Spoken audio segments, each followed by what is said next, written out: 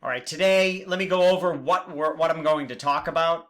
Number one, Ray Dalio came out with a video yesterday that I think is important and great. I'm going to touch on a couple points he made. I'm also going to talk about his older video here that I think is important to watch, how the economic machine works. You may even want to watch it. Well, anyways, I'll get to that. I will talk about... I posted this on Twitter. I think this is a great chart regarding the recurring fractal.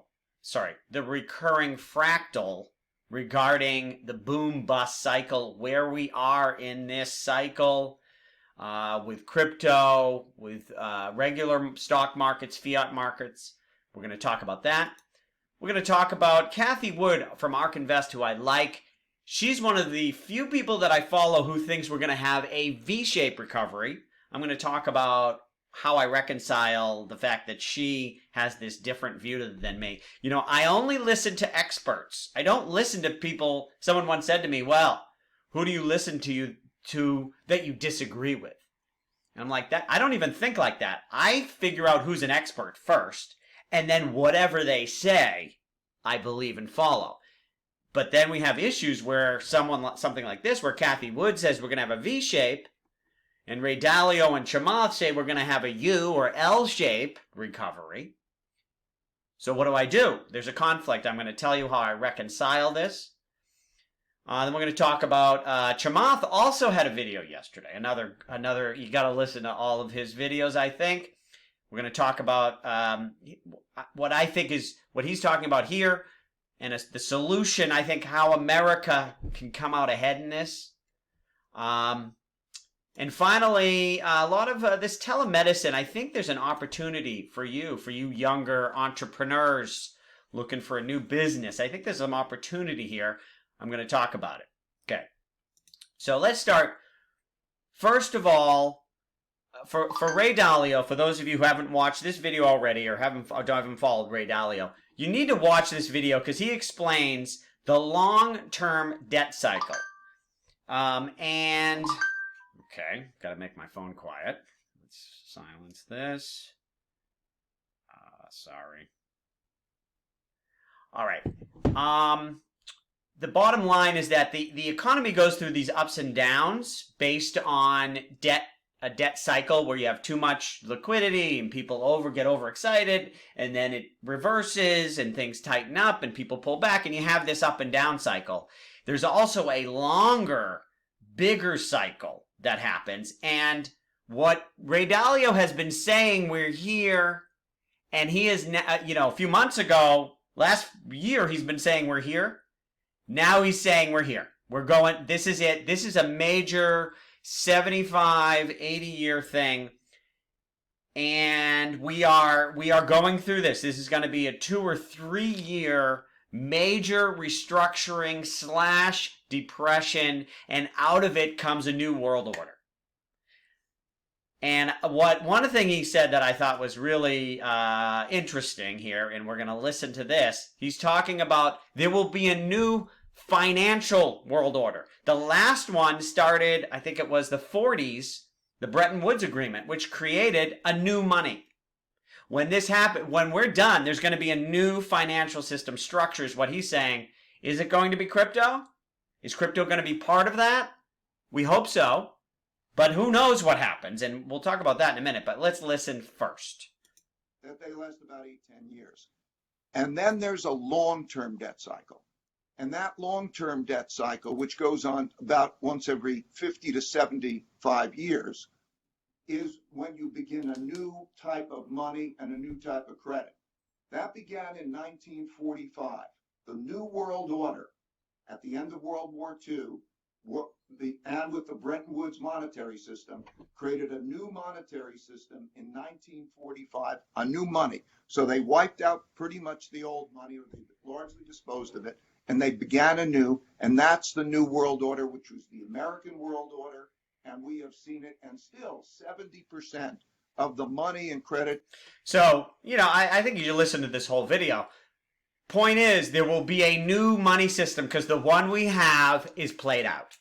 We know that, right? But I think Ray Dalio saying this gives me a little more conviction in this idea. He clearly said it. And I like the fact that he's been sort of saying it's coming. He's been saying we're here. And now, a month or two into this crash, and he's like, we're here. He's sure of it. He's seen this happen countless times through hundreds of years of history. It's happening.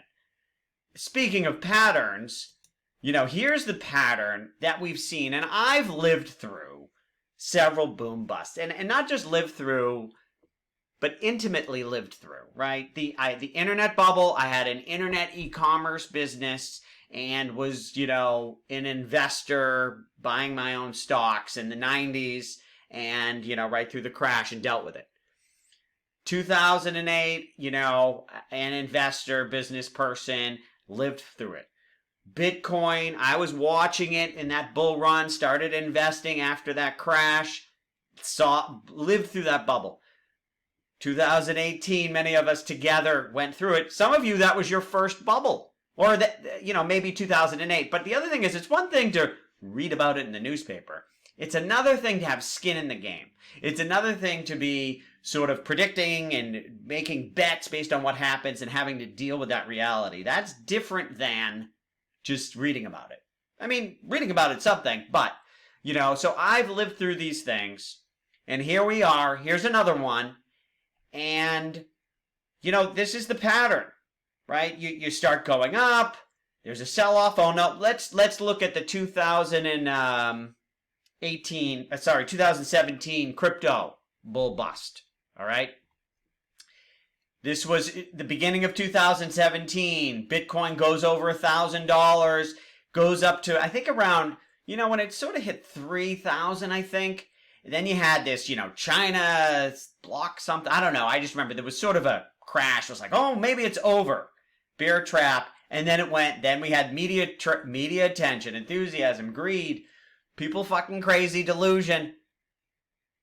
It's a new world order, and then it crashes, and there's the denial it's going to bounce back, or we're just going to stay here. It's just, and then we all know what happened, right? 2018, down, down, down. Well, you get the bouncing, whatever. So, and then despair. And where are we now? I think crypto, I don't know. Are we here, or are we here? But crypto's been through this. We need the next move is going through this new high. The stock market, and one other thing I want to say about this chart, which I think is interesting. The fiat markets, the stock markets are, this sort of graph here, one change I would make, it's really, really steep, right? It looks like one finger. It's usually more of a, what's the triangle called? One side is long. So in fiat markets, there's a longer slope up and then a crash down. This sort of resembles the fiat markets. In crypto markets, you've got a much steeper ride up and a longer ride down on the other side. So if this chart to me is more fiat markets. If it's crypto, I would take this peak and move it like over to this side. And when it comes to crypto, I think we're here. But when it comes to the stock market, I think we're right here. Somewhere we're, possibly bull trap. Maybe, there's a lot of people hopeful, return to normal. We're going to bounce around here. Have we seen the lows? We've seen the lows. Maybe we'll go to here, this whole thing. I think, this is it, man. This is for real. There's a few things that stick me to my convictions. When I saw coronavirus coming in February, there was the debate going on of is it just the flu? And I just remember seeing photos of teams of people in hazmat suits, bodies in bags in the hallway of hospitals. And I'm like, I don't know. The flu's every year. I never see photos like this. So something is different. And that was enough for me to, and there were other things too. Where I'm like, this isn't the flu. With this, what we have, the markets for years were so afraid of the recession. What happens in the next recession? What happens in the next recession? And what is a recession? 1 to 2% decline for 2 quarters. And that's enough for us to be really worried about the markets. We don't have 1 to 2% declines here. We have 20 to 30% declines, and 2 quarters is sort of is baked in. Can we, whether we could possibly, listen, this is not a little recession. I'm just telling you. Okay? So, did I do this one? Okay, so now Ray Dalio again. What is he talking about in this one? I don't even remember. Let's play it and see. We will come out of here. And the thing we will talk about over the next couple of years, and probably sooner rather than later, is how we do that restructuring. And my worry now is the same as my worry then, whether that will be done in a civil, bipartisan way that will both increase the size of the pie and divide it well, rather than damage the economy because you lose productivity. Okay, so what he's talking about here, and this is super important. And I think it's also something where we need to, I think people should be involved. If you agree with me, I want you to be involved. Right? We don't want the stupid people. The bottom line is this. This drop, or this drop down here, what happens is it's a new world order. What is the new world order going to be? And we don't know. Nobody knows. And it can go the wrong way. Hitler was a solution to the need of a new world order in Germany. Wasn't a good solution, was it? Right? Supposed to be the final solution. It was a stupid solution. Hitler was not a great leader. On the other hand, the United States in 1945 did a decent job. I mean, now it's played out to the point of absurdity, but for a while, so the point is, what is going to happen down here? We need to create a new world order. Is it going to be a bunch of idiots fighting about red team versus blue team, political, and not using our brains, and let's give more power to the government? There's this big problem, so let's turn into a dictatorship, because then we'll have a smart one person who can tell us the right thing to do. Probably not going to work. And the other thing I'll just say too is, there's many different solutions and different solutions for different countries. When you look at China or Singapore, they have an authoritarian type of government, and it can work for them, and that's the system they have. They're used to it. That's what they've been for hundreds of years. And great. But the United States, we are not, our DNA is not built for an authoritarian system. I just don't think it's workable. Even if you think, everyone has this dream of the benevolent, intelligent dictator, which is extremely rare. Sort of Singapore had it. China, people say, oh, they're good, they're doing well, and I don't know. I'm not really, I don't want to live in China. I don't get it. I mean, I don't see it. Singapore, on the other hand, okay, but the United States, I don't see authoritarian. Our strength has always been decentralization.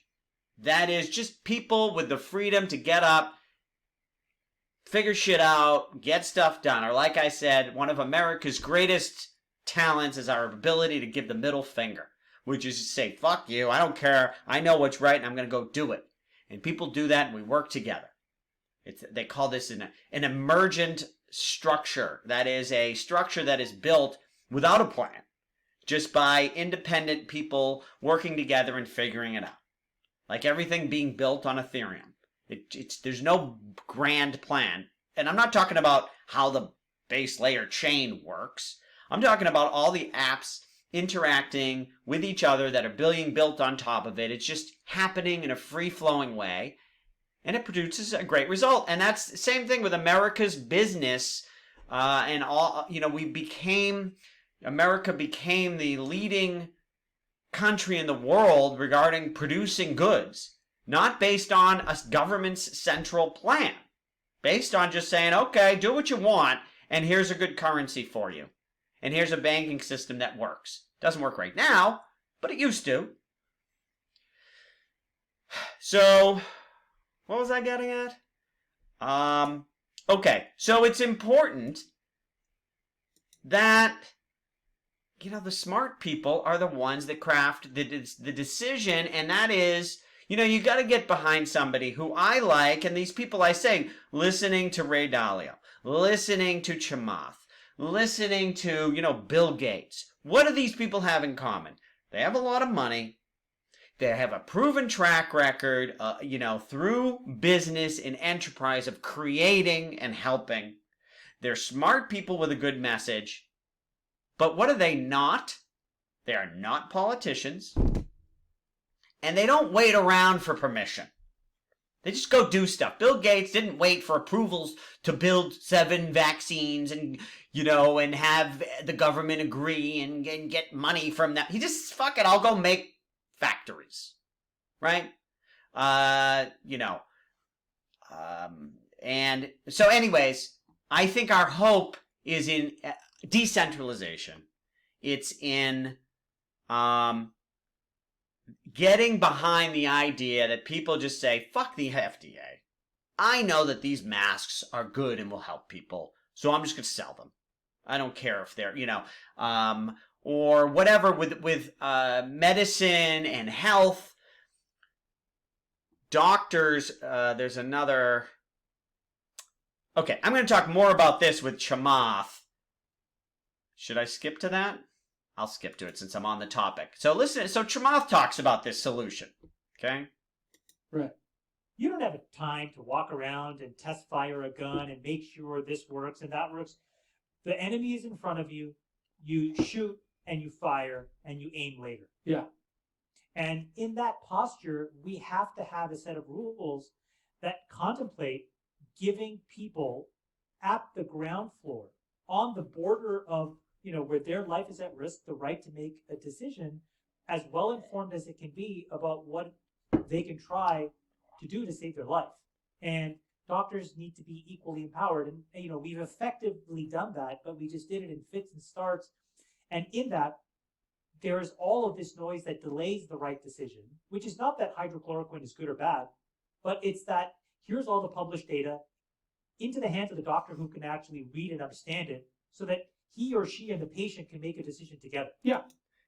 Talking about allowing the decision making, allowing the actions to be decided on the front lines by people that we trust. And yeah, maybe there's one doctor who will think that something is good and it isn't, and he messed it up.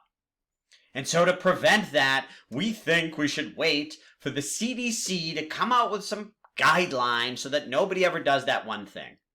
Or we can do what I think would be a better idea, is trust that most doctors are pretty smart and give a crap, and they're gonna try things, and mistakes are part of the process.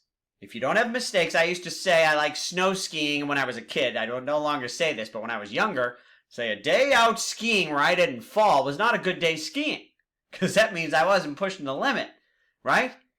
If you're not falling, you're not trying. And, this culture we have of no mistakes and we won't allow any errors doesn't work.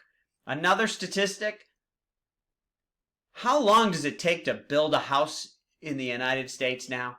I think it takes like 3 years to build a home. Like just a home. Maybe 2 years to build a basic home. Did you know that the Empire State Building was built in 18 months? You know why that is? Because we want to make sure there's not one little thing wrong. And as Chamath says, that might be nice to have to a degree. But in war, in crisis, just fucking build it. And now to continue that analogy, what I'm saying is if we need an Empire State Building, and you got the money and you got the know-how, just go fucking build it. Forget about the approvals.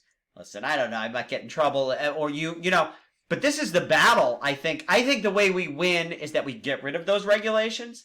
I'm not convinced that the government is just going to loosen up correctly in all the ways they need to, and this is going to be a battle. But look at how Silicon Valley and some of our great companies have arisen based on this method. Did Uber go into each community and say, hey, commissioner, whatever, do you mind if we compete with taxis? Oh, we'll get back to you in 6 months, and then they get back and tell them no. They don't do, Uber just goes in. And they did it, then they just go. And then later people start making noise, and now they have $1 billion, and they can hire lawyers, and they fight. And if they lose, they say, hey, I'm sorry, and they pull out of one city. Airbnb didn't get permission from the hospitality tax, whatever the hell, It just do. And that's how I think America can win. And right now, the government is not helpful.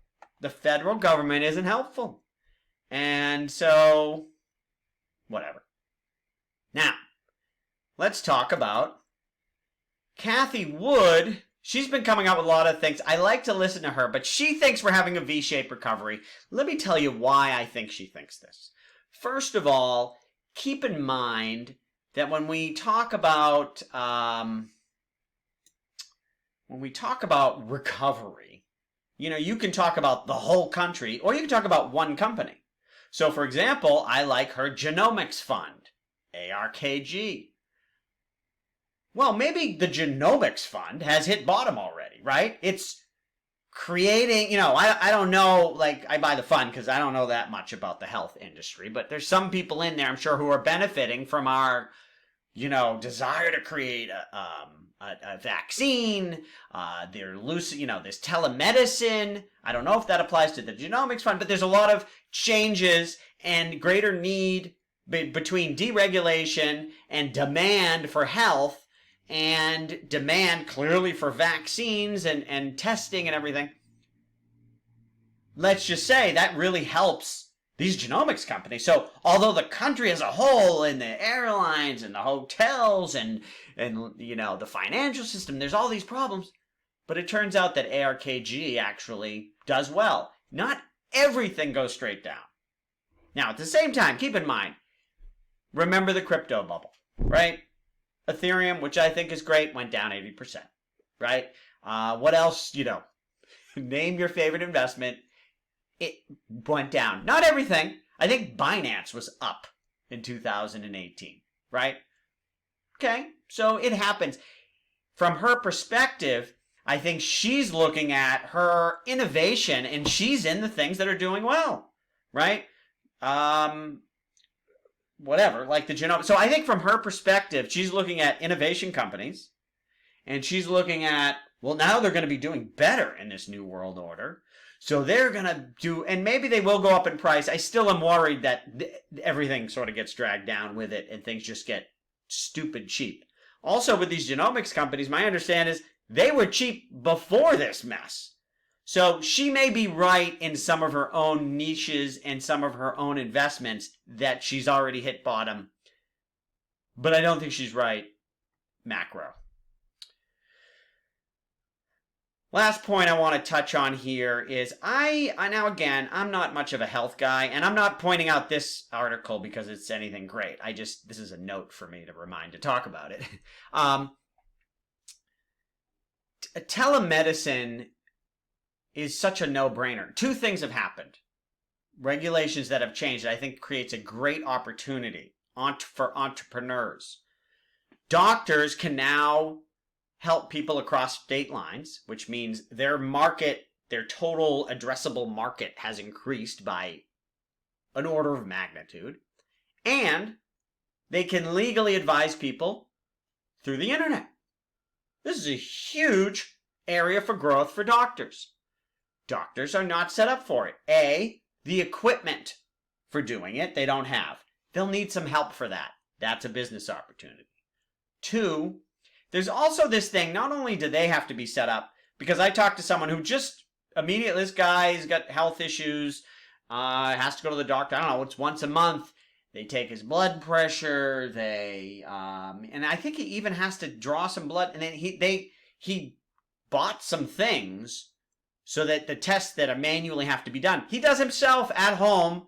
Like, I don't know the exact process, but he had to get some tools. So that's the other part, is there's equipment for the people that they need to buy that they use at home. And then there's just then there's the marketing of this, whether it's to their existing customers locally, just how do you present it? What's the pricing? How does that work? But also now you can go to the whole country. So they would want to do some online marketing once they get the system down. And how do you scale it? Doctors don't have this skill. Doctors' skill is the knowledge of what they're doing. I think there's a great opportunity, sort of like the Tai Lopez social media marketing. But I would, I think to become a doctor, create a doctor telemedicine marketing agency, and for those of you who haven't followed Tai Lopez, what I would do if I wanted to start this business is just start talking to everybody who knows a doctor and say, hey, can you do your stuff remotely in telemedicine? And they're like, yeah, and they sort of, and the point is, they're going to drag their feet and they don't know. I say, listen, I will help you get set up. I don't know your situation. You say, dude, I'll work for free right now. I want to start a new business. You're my guinea pig, so you get me for free. Or you say, hey, listen, I'm not looking for a lot. You don't know what you're doing either.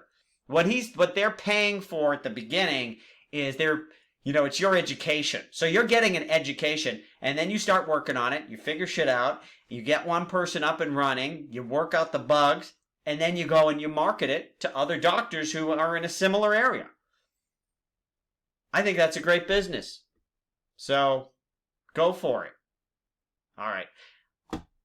Let me know. I was also going to say something. Oh, I feel like I talk too fast a lot. I'm getting better. Sometimes I don't finish my sentences or I speak too, you don't even know what I'm talking about. If there's a point in this video or any of my videos where you're like, what the fuck did he just say? Even if I spoke clearly and you just don't get it, don't think you're just stupid. Like, I'm trying to speak to a large audience, possibly, people who aren't necessarily informed. Put in the comments, hey, at, 22 minutes and 10 seconds, you sounded like you had marbles in your mouth. I won't take offense. I will go and listen to it, and that helps my brain start to notice when I do that, and I will become more clear. So feel free to point out when I am either confusing or hard to understand. All right? I do appreciate it. And whatever. I have a thick skin. I don't care. You can even make fun of me. It's funny. But I also then will start making fun of you. So beware. All right. Thank you for watching. Love and kisses.